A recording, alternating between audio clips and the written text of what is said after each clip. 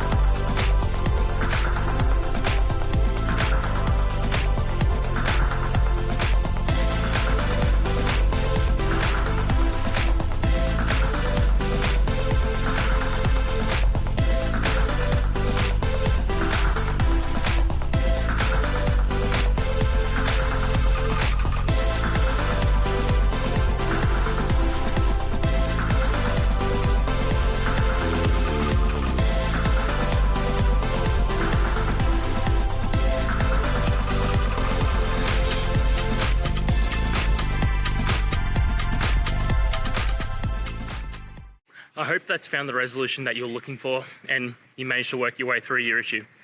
Please, if it did help, hit subscribe. I'd really appreciate it. And until the next technical time you need help, have a good one.